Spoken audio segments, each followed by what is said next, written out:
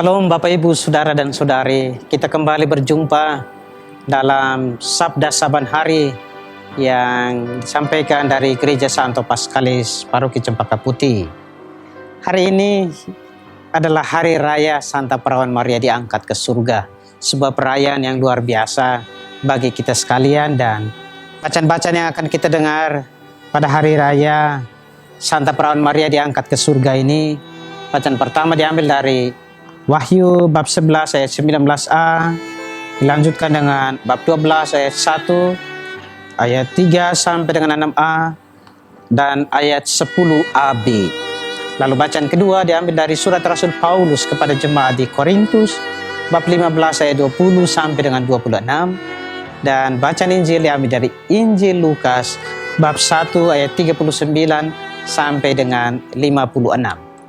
Mari Bapak Ibu, Saudara dan Saudari yang terkasih, kita siapkan hati dan diri kita untuk mendengarkan bacaan Injil dari Injil Lukas bab 1 ayat 39 sampai dengan 56. Beberapa waktu kemudian berangkatlah Maria dan langsung berjalan ke pegunungan menuju sebuah kota di Yehuda. Di situ ia masuk ke rumah Sakaria dan memberi salam kepada Elisabet. Dan ketika Elisabet mendengar salam Maria, melonjaklah anak yang di dalam rahimnya, dan Elisabet pun penuh dengan Roh Kudus, lalu berseru dengan suara nyaring, "Diberkatilah engkau di antara semua perempuan, dan diberkatilah buah rahimmu. Siapakah aku ini sampai ibu Tuhanku datang mengunjungi aku?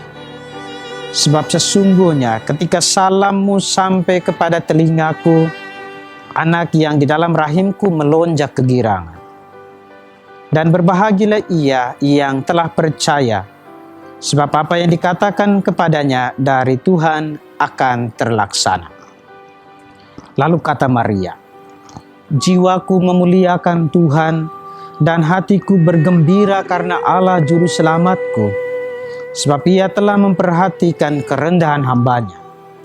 Sesungguhnya mulai dari sekarang segala keturunan akan menyebut aku berbahagia, karena Yang Maha Kuasa telah melakukan perbuatan-perbuatan besar kepadaku, dan namanya adalah Kudus. Dan rahmatnya turun-temurun atas orang yang takut akan Dia. Ia memperlihatkan kuasanya dengan perbuatan tangannya, dan mencerai-beraikan orang-orang yang congkak hatinya. Ia menurunkan orang-orang yang berkuasa dari tahtanya dan meninggikan orang-orang yang rendah. Ia melimpahkan segala yang baik kepada orang yang lapar dan menyuruh orang yang kaya pergi dengan tangan hampa. Ia menolong Israel hambanya karena ia mengingat rahmatnya seperti yang dijanjikannya kepada nenek moyang kita, kepada Abraham dan keturunannya untuk selama-lamanya." Dan Maria tinggal kira-kira 3 bulan lamanya bersama dengan Elisabet, lalu pulang kembali ke rumahnya. Demikianlah Injil Tuhan, terpujilah Kristus. Bapak Ibu, Saudara dan Saudari yang terkasih, Hari Raya Santa Perawan Maria diangkat ke surga ini membawa pesan yang sangat reflektif dan mendalam bagi kita sekalian. Secara khusus saya mau mengajak kita untuk belajar dari Maria. Saya mau mengatakan begini, mencari orang nomor 1 di pemerintahan, entah itu gubernur, bupati, dan lain sebagainya, itu tidak sulit. Bahkan banyak orang berlomba-lomba untuk bisa menjadi orang nomor 1 di daerah, menjadi bupati seperti yang tadi saya sebutkan, menjadi gubernur, menjadi pejabat, dan lain sebagainya. Tetapi menjadi orang nomor 1 menurut ukuran sorga itu sangat sulit. Menjadi orang nomor 1 yang terbaik di hadapan Allah tidak mudah bagi kita sekalian. Nah, saya mau mengatakan di Hari Raya Santa Perawan Maria diangkat ke surga ini dengan mengatakan bahwa Maria menjadi orang nomor satu di dalam kerajaan sorga atau menurut ukuran sorga. Dia begitu istimewa. Dia menjadi nomor satu karena keistimewaannya. Apa sih yang membuat dia menjadi sangat istimewa? Saya percaya kita semua mengetahui. Selain karena kerendahan hatinya, selain karena sikap keterbukaannya untuk menerima tawaran dari Allah, untuk bekerja sama dengan Allah, membawa karya penyelamatan Allah itu dalam dunia, kepada manusia, kepada alam ciptaan, tetapi juga karena keterbukaannya untuk membawa rahmat itu bagi sesama. Nah, bacaan Injil hari ini, saudara dan saudari mengajarkan kepada kita beberapa hal. Pertama, Maria menyatakan dengan sungguh sebagai pribadi yang tahu diri. Karena dia menyadari siapakah dirinya, maka ketika dia menerima kabar sukacita dari malaikat Tuhan, dia lalu bersyukur. Tanda syukur pertama yang diungkapkannya adalah dia datang mengunjungi Elizabeth saudarinya. Dia mau membagi kebahagiaan yang diterimanya itu kepada orang lain, kepada orang-orang terdekat, yaitu kepada Elizabeth saudarinya. Dia bahkan harus menempuh perjalanan yang jauh dan melelahkan. Tetapi karena sukacita, karena tergerak untuk membagikan sukacita dan kebahagiaan itu, yang melelahkan itu tidak dihiraukan. Ini hal pertama buat kita saudara dan saudari. Kita belajar dari Maria. Sukacita dan kebahagiaan apapun tidak untuk kita nikmati bersama, tetapi untuk dialami, untuk kita bagikan kepada orang lain, supaya orang lain pun bisa mengalami sukacita di dalam kehidupan ini. Hal yang kedua, tidak pernah ada kesombongan dalam diri Maria. Dia tidak menyatakan dirinya, "Oh, saya ini wanita yang terberkati oleh Tuhan. Saya ini wanita yang sangat istimewa di hadapan Tuhan." Atau saya ini orang nomor satu menurut ukuran sorgawi, maka terpilih untuk menjadi ibu Tuhan. Enggak. Dia dipenuhi dengan kerendahan hati. Ini terbalik dari apa yang terjadi dalam kehidupan kita sebagai manusia. Gampang sombong.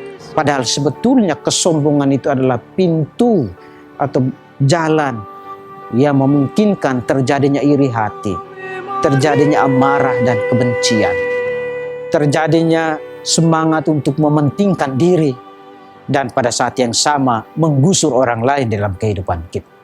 Maka kita belajar semangat kerendahan hati dari Maria. Sulit bagi kita untuk menjadi pribadi yang rendah hati. Tapi hari ini kita belajar dari Maria untuk memiliki sikap dan semangat kerendahan hati. Yang ketiga, sekali lagi saya mau mengajak kita untuk bersyukur seperti yang dilakukan oleh Maria. Ini juga sulit. Harus kita akui, kerap kali yang terjadi kalau kita sukses, kita lalu seperti tadi, membanggakan diri. Maka apa yang dikatakan, apa yang dilakukan oleh Maria, sikap syukur, itu baik juga kita hidupi dalam kehidupan. Syukur atas apapun yang terjadi atas hidup kita, kesuksesan, kebahagiaan, dan apapun namanya. Termasuk juga kita syukuri pengalaman-pengalaman yang memberatkan, yang membawa penderitaan dan kesulitan. Karena kalau ada sikap syukur dalam diri kita atas pengalaman kepahitan itu, kita lalu terbuka hati dan diri untuk menerima dan melihat rencana Tuhan di balik seluruh peristiwa yang sedang terjadi dan kita alami itu. Saya pernah menerima pesan singkat dalam WhatsApp, dan mungkin saudara dan saudari pernah menerima pesan yang sama. Ungkapan seseorang mengenai manfaat yang luar biasa dari syukur itu. Saya membacakannya, Bapak Ibu, saudara dan saudari. Pesan itu begini: orang yang rajin bersyukur akan lebih bahagia hidupnya. Orang yang rajin bersyukur akan jarang sakit, tidak akan mudah makan hati, tidak akan gampang tersinggung, tidak akan mudah putus asa. Dan orang yang rajin bersyukur adalah orang yang murah hati, sabar, dan otak serta pikirannya sangat kreatif. Pesan yang sama lalu kemudian dilanjutkan begini. Semakin sering Anda bersyukur, maka biasanya yang Anda syukuri itu akan semakin sering menghampiri Anda. Sebaliknya, semakin sering Anda mengeluh, maka apa yang Anda keluhkan itu akan semakin sering menghampiri Anda. Limpahan rasa syukur yang Anda ungkapkan akan membuka tabir kebesaran ilahi, dan pelan-pelan invisible hand, tangan yang tak kelihatan, akan mengirimkan paket kejutan kepada Anda. Apa yang terus Anda syukuri akan makin sering menghampiri Anda. Mari saudara dan saudari, kita lihat dalam diri kita. Saya ini termasuk pribadi yang gampang bersyukur atas apapun yang terjadi dalam kehidupan saya, atau pribadi yang gampang mengeluh. Ingat, apa yang kita syukuri itu akan terus semakin menghampiri diri kita. Syukuri kebaikan, syukuri rahmat yang kita terima, syukuri kesuksesan, keberhasilan, atau syukuri apapun yang terjadi, maka rahmat itu akan melimpah atas diri kita. Sebaliknya, kalau kita terus mengeluh, apa yang kita keluhkan itu akan semakin terus bertambah dalam diri kita, sehingga kita lalu kemudian semakin terpuruk. Itu Bapak Ibu, saudara dan saudara, Maria telah terpilih menjadi tabut Allah karena kerendahan hati, karena sikap mau membagi sukacita bagi orang lain, dan karena sikap syukurnya. Maka kita pun akan menjadi kenisah Allah, tabut Allah, kalau kita juga memiliki sikap yang sama. Berpasrah, rendah hati, bersyukur, dan mau berbagi sukacita kepada orang lain. Doa Bunda Maria menyertai saudara dan saudari, dan Tuhan yang Maha Baik melimpahkan berkat-Nya bagi saudara dan saudari. Mari buka hati untuk menerima berkat Tuhan. Tuhan yang Maha Baik, Maha Pengasih, sekaligus Maha Penyayang, melimpahkan berkat-Nya kepada saudara dan saudari, dalam nama Bapa dan Putra dan Roh Kudus. Amin. Tuhan memberkati.